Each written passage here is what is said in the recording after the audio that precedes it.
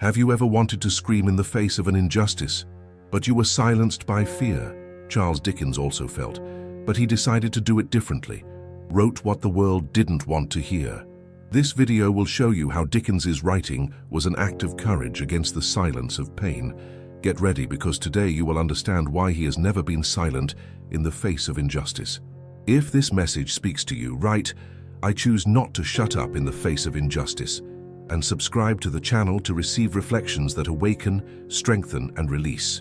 Charles Dickens was not born in the midst of literature. He was born in the silence of injustice. Before being the name celebrated on the shelves, it was just a slight boy with two big eyes for age, eyes that saw everything and could do nothing. He saw his father be arrested for debt. He saw the house empty. He saw his mother distressed, trying to keep the little left. Above all, he saw himself launched to the bottom of a cold and merciless world, where children were treated as disposable gears. He saw too much. He saw how the system crushed without remorse, since poverty was not just the absence of money, but the loss of dignity, as no one appeared to defend the little ones, the fragile, the forgotten.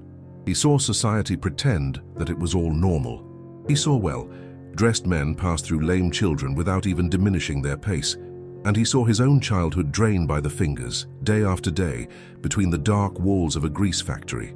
But what makes Dickens special is not the fact that I have suffered. This is what he did with this suffering. Most, in the face of pain, shut up. He chose to write. As a boy, when the words were the only possible shelter, began to register what he saw, not as outburst, but as a living memory, because he knew that it could not be forgotten. What's more, I knew that if no one wrote about it, the world would continue to believe it was normal. It was there that the writer of the people was born. Not in fame, not in complimentary criticism, but in the silence of a boy who absorbed the world as who knows that one day he will need to tell what he saw. Dickens carried a mission in his hands that he did not completely understand, turning pain into testimony and witness into a tool of justice. He did not have his childhood stolen for nothing. He had so he could give voice to the childhoods that would still be stolen. Every injustice it witnessed, every tear that wiped into the dark, every scene that recorded in memory with the intensity of those who have no choice, all this has become fuel, became a seed. And that is what makes Dickens more than a great author. He is the boy who saw too much and decided that the world needed to see too, that the pain he knew could not remain hidden, that the eyes that once watched in silence as they crumbled from their own house, now they would guide crowds to see what was always before them, but few in fact dare to see. For Charles Dickens, writing was never a simple artistic act. It was an act of resistance, an act of justice. In a world where the voice of the poor was suffocated by the noise of aristocratic halls, he chose the pen as a way to scream. And it didn't shout it with violence, he shouted accurately. Every book of yours was not just a literary work, it was a court, a place where injustice, so ignored on the streets and institutions, was finally exposed, judged, and somehow faced. While many writers sought to impress criticism, Dickens wanted to bother the structures. He did not write to please, wrote to awaken. He used the dialogues to denounce the silence. He used the characters to represent the forgotten. He used pain as an argument and hope as a sentence. His role was not that of a common storyteller. It was that of a moral judge at a time when morality had been bought. In his hands the pen became a sword, and every word an onslaught against neglect. The paper became an altar and arena. He wrote with soul but also angry, a fair, indignant, silent anger, and it transformed this fury into dense chapters, into characters that bleeding truths, into plots that forced the reader to stop and think, how do we allow it to happen? And the brightest, he did it all without pamphletry. He didn't point his finger with hatred. I pointed with pain, with experience, with humanity. He understood that literature has a power that no law has ever had, to touch the heart before convincing reason. Therefore, his books did not just require reading, they demanded listening, listening deep, listening brave, because on each page was a trial in progress. The society was defendant, the readers, jurors, and the poor, the witnesses who finally had a voice. Dickens used fiction to reverse a real injustice, that only the powerful had the right to be or lives. He reversed the game, gave the invisible, gave the anonymous name, He gave history to those who were once just background noise, and maybe for that he remains so necessary, because injustice still speaks loudly, but he taught us that even before her we can still write, we can still raise the pen as protest, we can still transform pain into word into conscience, and consciousness into action. Dickens did not silence. He judged with stories, accused tenderly, and condemned, page after page, the coldness of a world that pretended not to see. The world in which Charles Dickens lived was noisy, but this noise did not come from those who suffered the most. The innocent, the orphans, the widows, the workers exploited, the forgotten sick, were dived in silence. Forced silence, almost imposed, made of fear, shame, and invisibility. And it was precisely this silence that bothered Dickens the most. The pain, he knew. The abandonment, he remembered. But what cut him deeper was seeing that no one talked about it, that the world followed impassive, as if those who suffered did not exist. That's why he wrote, to break this silence, to scream in words what the innocents could no longer say. His books were not just stories, they were complaints. They were living documents about collective omission. He did not write to invent suffering. He wrote to record what many refused to see, and so his characters became spokespersons of oblivion. Each child without a father he portrayed was a reminder of the thousands out in unhealthy orphanages. Each forgotten woman was a reflection of the so many widows condemned to misery. Each humble worker was a stumbler of the applause of the powerful. Dickens did not romanticize these figures. He rescued them, returned them to the center, and above all, it prevented them from being silenced once again. For him, the greatest enemy was not just injustice, it was indifference. Because injustice hurts, but indifference erases. It makes the pain of others become background noise. And that, for Dickens, was unbearable. He knew that when suffering is forgotten, he repeats himself. When no one else speaks, nothing else changes. And so, every paragraph of yours is a way of keeping the memory alive, insisting they existed, they suffered, and they will not be erased. The silence of the innocent was, for him, a double tragedy. Because the suffering was not enough. It was still necessary to bear the fact that no one wanted to hear him, but through his words, this silence began to echo, gained body, gained shape, and in the heart of those who really read Dickens, he becomes responsibility. Reading your works is not a neutral act, it is a call. It is accepting to listen to what the world preferred to ignore, and realize that perhaps even today many suffer the same way, silent, invisible, ignored.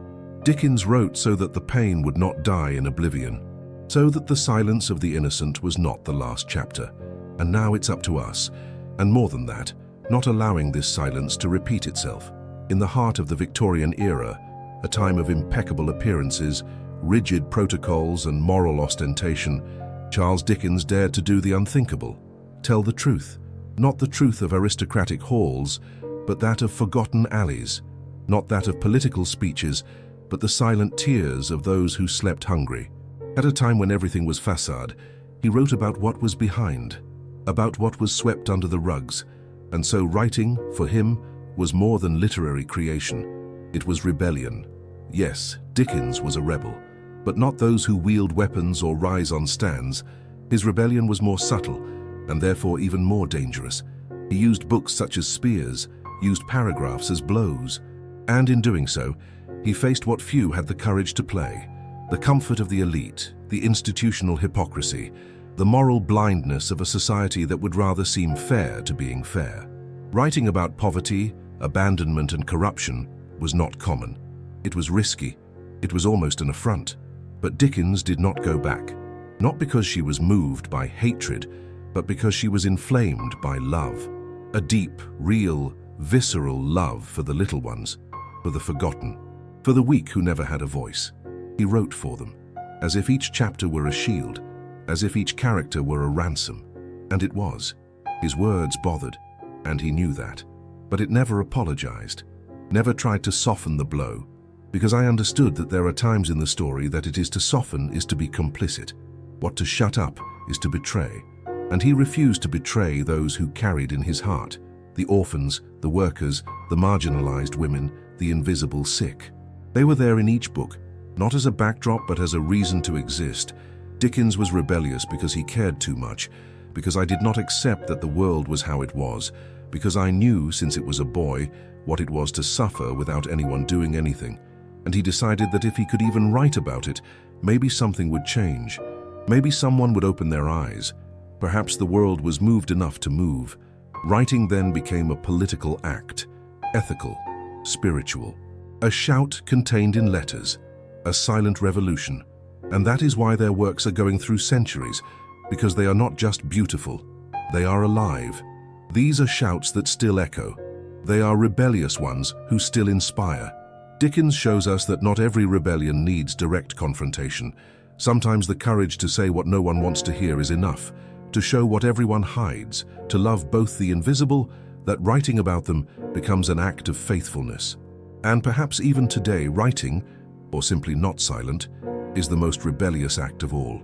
Oliver, David, Nancy, Joe, names that populate the imagination of those who have read Charles Dickens.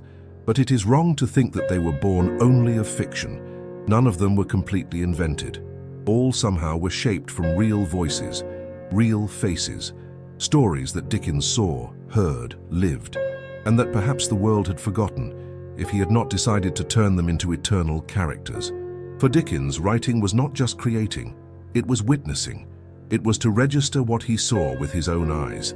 The hungry boy who ordered more food in a cold orphanage, the young woman explored by men in whom she once trusted, the worker crushed by an indifferent factory, the good and simple man humiliated for no reason. He crossed them all in the alleys of London, in the tight alleys, the days no one wanted to remember, and made them something more than memory.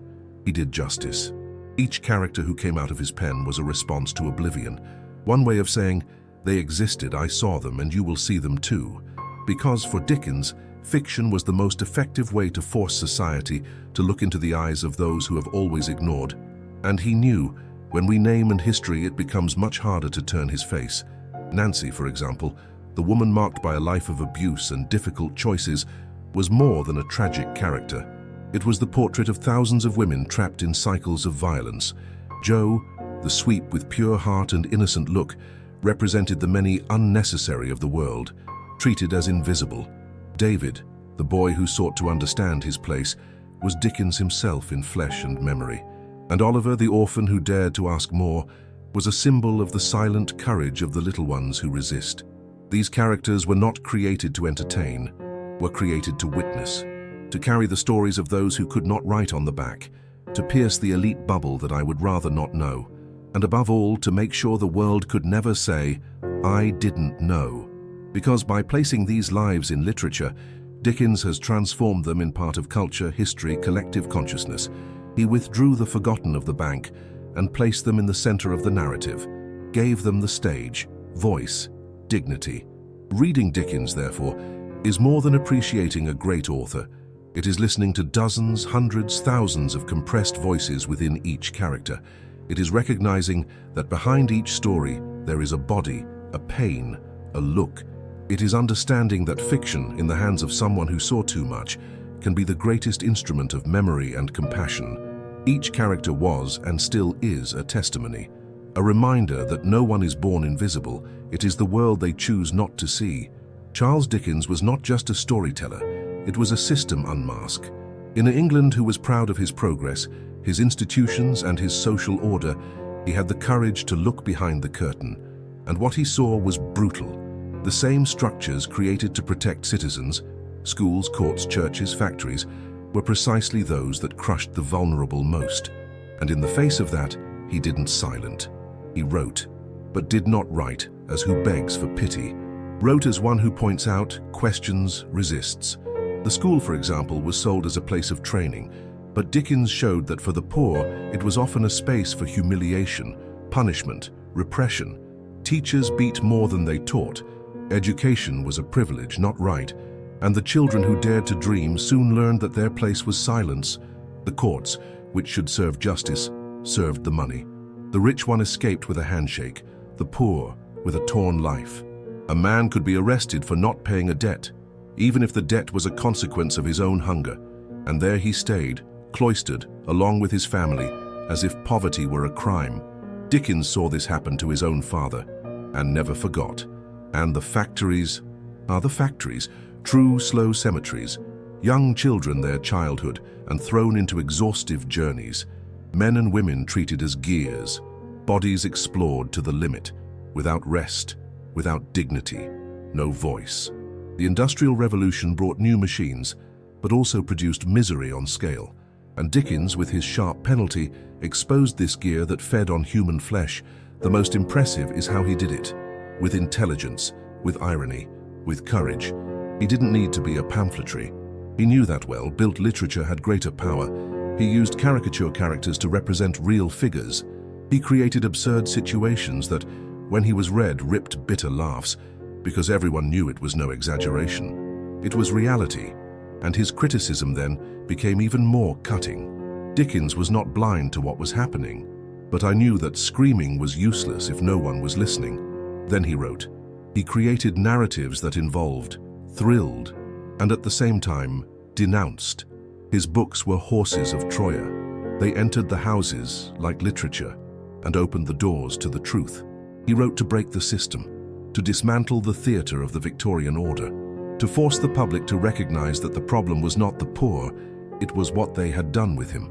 And his goal was not just moving, it was confronting, forcing the elite to see in the mirror of its own omissions. Dickens not only described the system, he exposed it. And in doing so, he started something that few have achieved, transforming the pain into change, the cry in conscience. The literature in revolution. Charles Dickens was read by the elite. It was commented on aristocratic clubs, quoted at elegant dinners, debated in the refined rooms of Victorian society.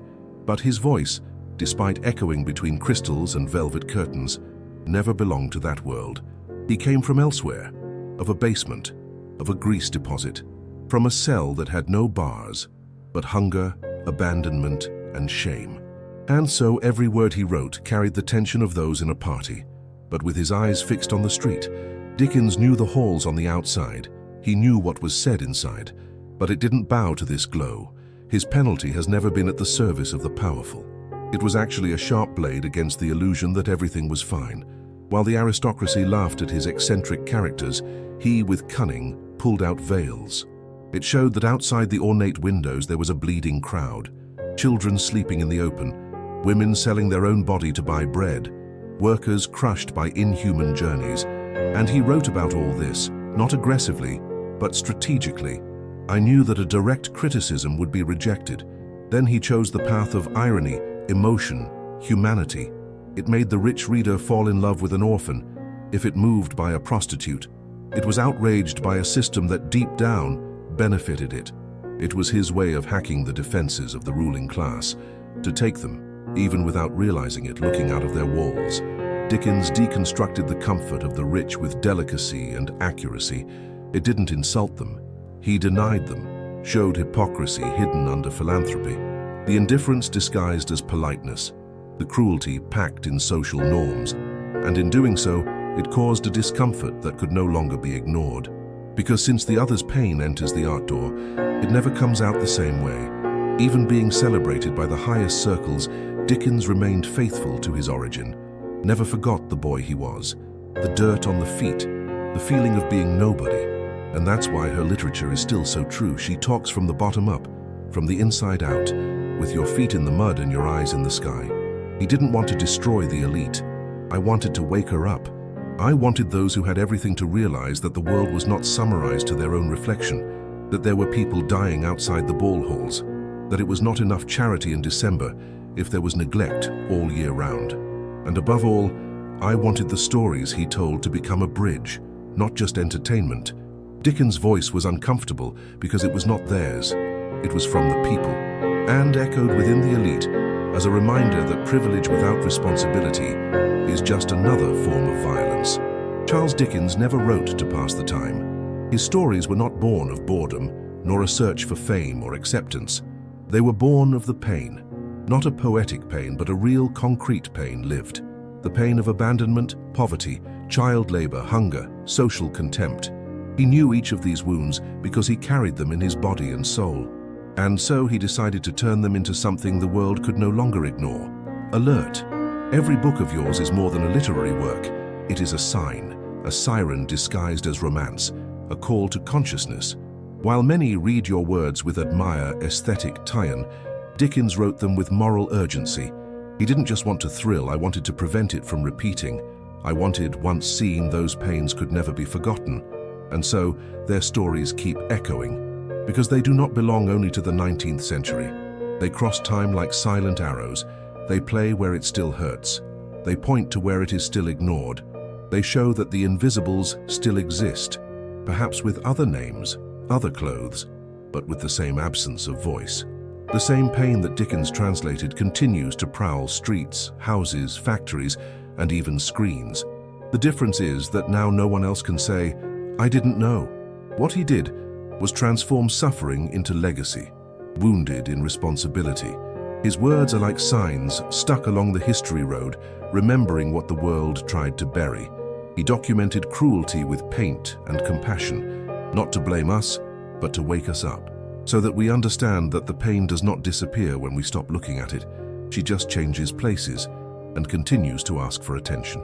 Dickens did not want his books to be read only in schools, discussed in literary clubs or adapted to the theatre. He wanted them to work like mirrors, like open windows, as voices of those who do not have a microphone yet. And that's the strength of her work. She keeps whispering or shouting, even when the reader has already closed the book. And if today your words still move with us, it is because the alert remains valid. He wrote as who lights a torch in the middle of social darkness, as who screams in the name of a forgotten crowd. And now it's up to everyone to decide, will I hear, will I look different? Will I allow this pain to transform me? Dickens left us something few writers dared to leave, the truth dressed in fiction. And this truth, once revealed, cannot be ignored at no cost. Because each time we are silent in the face of suffering, the world needs a new Dickens again. Someone who has the courage to turn his pain into alert, and his warning into eternity. There are authors who write to invent worlds. Charles Dickens wrote to reveal ours. Although their stories were classified as fiction, they carried such a dense, so palpable truth that they seemed more real than any headline, more sincere than many political discourses, braver than any editorial. Dickens didn't need the newspaper to open the failures of society. He had his words, and with them, he stripped all that the world tried to hide. Their stories seemed fanciful at first glance. Children in cruel orphanages, men destroyed by debt, women crushed by unjust social rules. But whoever lived on the streets knew that was no exaggeration. It was reality. And it was this reality that society preferred to make up, hide under perfumes, curtains, and discourses of progress. Dickens then made the opposite. He opened the window, let the air come in, and showed the smell of truth. What scares, and at the same time fascinates, is to realize how he could do it without looking like a pamphleteer, used fiction as a lens. His novels were expanding mirrors, and who read them carefully ended up seeing what they never wanted to see: the hunger that lived 2 blocks from comfort, the injustice that walked alongside tradition, the pain hidden behind uniforms and respectable positions. Dickens wrote with his feet in the mud and his eyes high, and every character he created, however exaggerated as symbolic, had a real correspondent. It was inspired by someone he saw, in something he lived. His works are actually disguised portraits. They are social documents under the fiction clothing. There is no exaggeration to say that he was both novelist, chronicler, and historian of the human soul. While newspapers published statistics, he showed faces. While the headlines changed every day, their stories remained, because they touched what is structural, not just what is momentary. And this is the strength of true literature. It resists time because it speaks of what does not change, or what you need desperately change.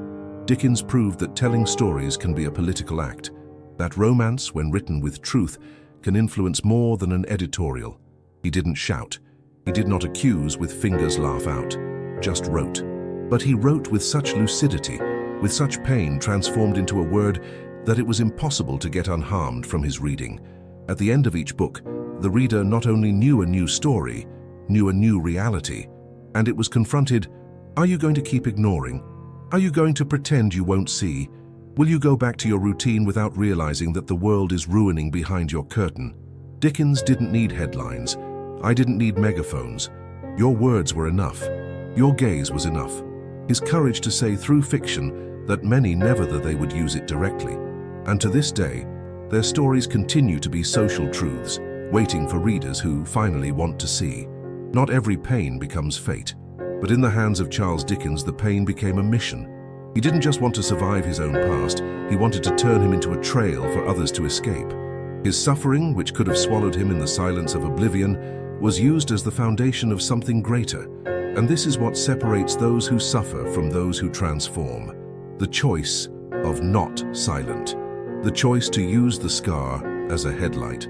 The choice to make one's own bridge for those who are still stuck on the banks of invisibility. Dickens did not only write to himself, he wrote for all the boys who still rubbed pots of grease, for all the children who slept hungry in empty beds, for all humiliated women, by all men crushed by the cruel gear of society. His literature was not a reckoning with the past, it was a pact with the future, a commitment to prevent what he lived from being repeated by others, and he knew that words, when they are born of the truth, have power, so it didn't polish your story, did not romanticize his pain, he exposed it, with courage, with vulnerability, with dignity, and in doing so not only broke free, he released who read him, because his mission was more than denouncing. It was to create awareness, it was awakening empathy, it was to remind everyone that pain is truly overcome when it serves something greater than revenge. The collective good, difficult childhood, family shame, early work, none of this was buried, it was reused, recounted, resignified. And perhaps this is one of Dickens's greatest lessons. You don't have to forget what hurt you to move on. Sometimes it is remembering with courage that heals more deeply. Sometimes true overcoming is not to erase the past, but turn it into a mission. Dickens did not seek comfort, sought purpose, and found, in every marginalized character he created, in each oppressive system that is unmasked, in every child who rescued with words. His writing was like a shelter for those who never had a home, like a hug to those who have never been noticed, as a chance of redemption for those the world would rather leave behind. His strength was not in eloquence, it was in delivery, in the delivery of those who decided not to waste the pain, from whom he understood that suffering can be fertile when cultivated with truth, and that what is born of this can, yes, change the world. Dickens's mission was clear, transforming what hurt him into something that protected others, and he did it with words, with art, with humanity. He did not wait for permission, not for justice. It just started, and with that, it built a legacy that still protects, inspires, and guides. This is the strength of those who do not shut up, of those who do not close, of whom allows pain instead of destroying edify. Dickens made his own pain a road, and left doors open so that many others could pass it. Charles Dickens knew exactly what he was doing, and he also knew that not everyone would like it. He didn't seek applause, he did not shape his words to gain compliments, did not soften what needed to be said, because your mission was never to please. His mission was to wake up sleeping consciousness, distracted hearts, eyes they saw but did not see. And he did it with rare courage, the courage to write the truth, even knowing that the truth bothers. He could have chosen another way, could have written light stories, funny characters, predictable happy endings. It could have adapted to the taste of the elite, the expectation of the editors, the comfort zone of readers, but chose the opposite, chose to be uncomfortable, chose to play the wounds. He chose to remind society of what she would rather forget.